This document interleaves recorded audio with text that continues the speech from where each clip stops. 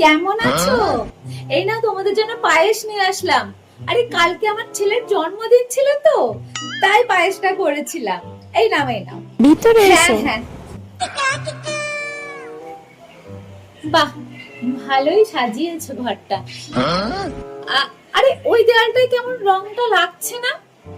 মাথায় তেল দিয়ে ঘষো বুঝি? না না, ওরকম করে মাথায় তেল দিয়ে ঘষবে না, দেয়ালের রংটা খারাপ হয়ে যাচ্ছে তো।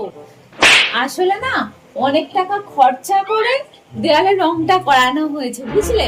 তোমার বাচ্চাটা না ওই দেয়ালটায় বড্ড আঁকিবুকি করেছে, ওগুলো করতে দেবে না, বুঝলে?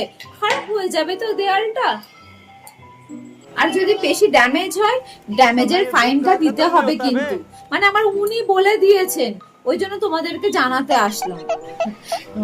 ওই পর্দাটা নতুন লাগিয়েছে বুঝি, ভালো লাগছে, কিন্তু ফুটোটা একটু বেশি বড় হয়ে গেছে না? অত বড় ফুটো করো না বাবু, বাজে লাগছে দেখতে। আরে রান্নাঘরের জানলাটা বন্ধ করে রান্না করছো কেন? না না, ওই দিক থেকে কোনো হাওয়া আসে না। শোনো, জলম ভাবে যদি রান্না করো তাহলে তো রান্নাঘরের পুরো দেওয়াল তেল চিটচিটে হয়ে যাবে। এ বাবা। আর রাত 10টার পরে না টিভির সাউন্ডটা একটু আস্তে দিয়ে দেবে।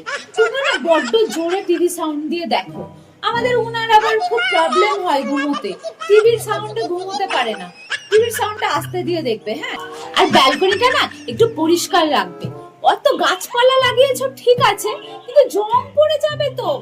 অত ধুলো বালি সব জমা হচ্ছে। ব্যালকনিটা বড্ড পছন্দের আমার। একটু দেখে শুনে রেখো, হ্যাঁ? তোমাদের নিজেদেরই সবকিছু মনে করে দেখে শুনে রেখো। হ্যাঁ হ্যাঁ, আবার আসবো পরে। ঠিক আছে, আসি।